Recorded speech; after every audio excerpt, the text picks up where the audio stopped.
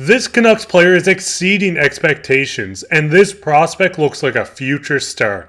I'll get into all this later on this episode. Before I start, I just want to say to the thousands of you watching that aren't subscribed, make sure to go down and hit that subscribe button. We're on the road to 2,000 subscribers, and we'll be here all season long giving you updates from all around the Canucks.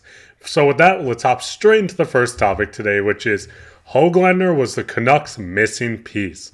Now, obviously, Hoglander has been outstanding for the Canucks, but since February 1st, he has been even better than we expected. Since February 1st, Hoglander sits fifth among all skaters in 5-on-5 CF percentage at 59.95. Now, CF percentage is Corsi for percentage, and if you wanted to know what this is, it's used to evaluate a player's team puck possession on the ice. So having a number this high is just showing you that the team is controlling the puck almost 60% when he is on the ice. And it doesn't stop there. So when you do look at this, Joey Kenward says, Hoglander is now up to 20 goals, all coming at even strength.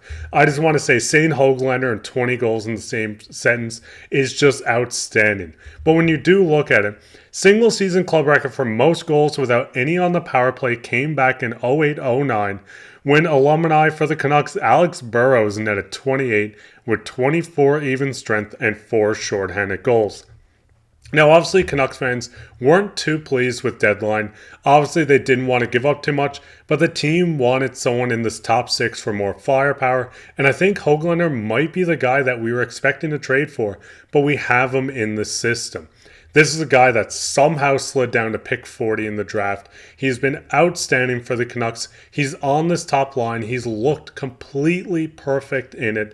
He's playing with Pettersson, and this line has looked outstanding.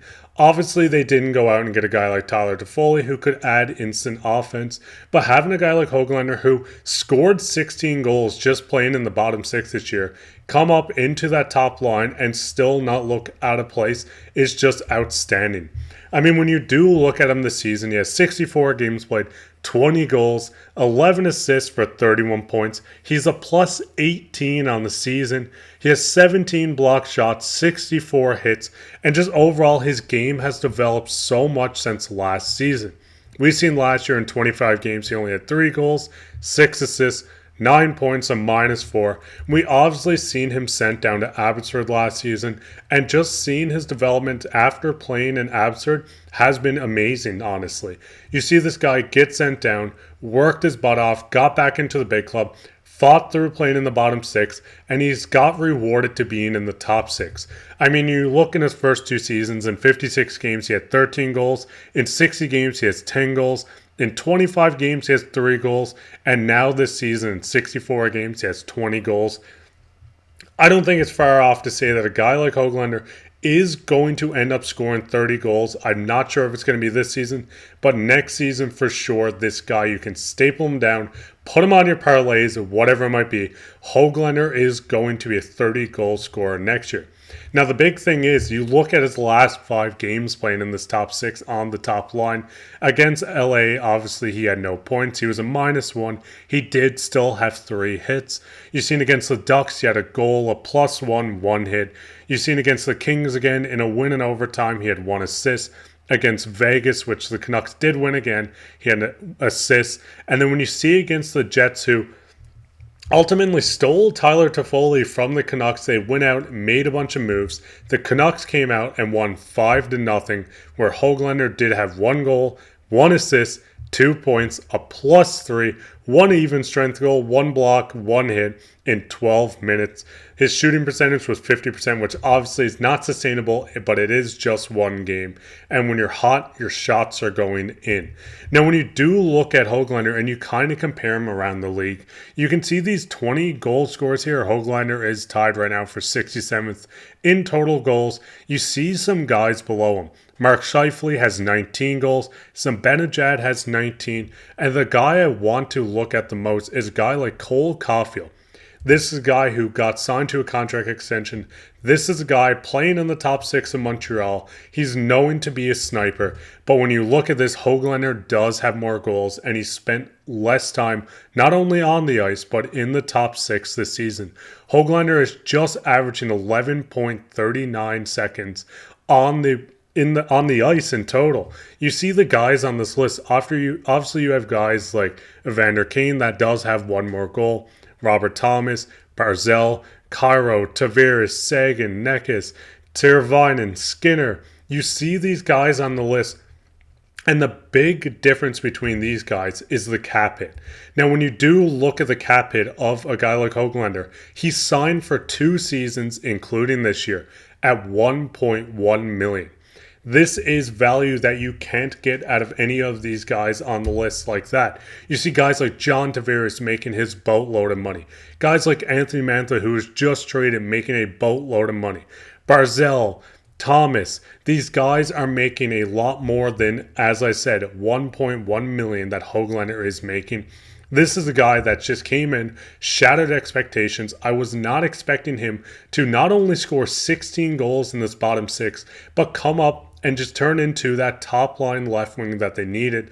This is just the early development of a guy like Hoglander. We're going to see this continuement of his development into next season, where he's only making $1.1 million. He's going to build chemistry with guys like Pettersson. When this team goes into their so-called cap crunch, he's going to only come in at the cap hit of 1.1, and you can get a 30 goal score out of a guy like this.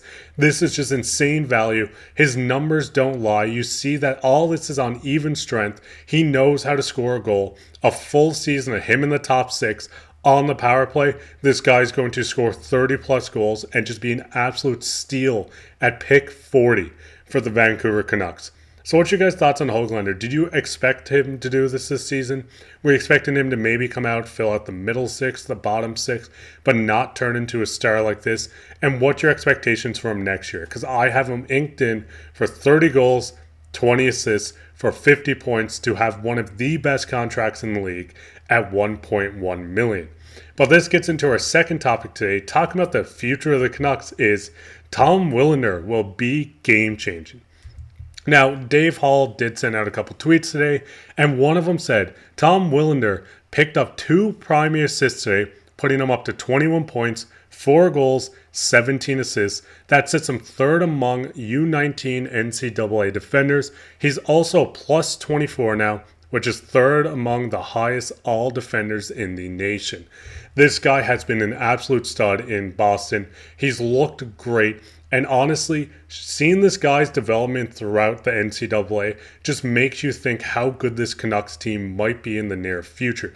You have guys like Willander, DPD, Lekkerimäki, all these Swedes coming over that's going to make an instant impact once they do make it to this team. Now, obviously, Willander, if you're not familiar with him, he's 19 years old, from Sweden. He's a defenseman, 6'1", 179 pounds.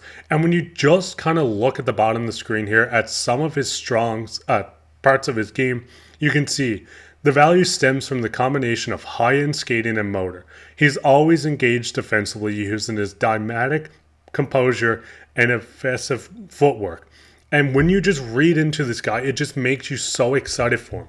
And when you see Scott Wheeler on Tom Willander, he's one of the top prospect breakdown guys on The Athletic. He says he projects safely as an NHL defenseman and could become a two-way transition monster in a top 4 role.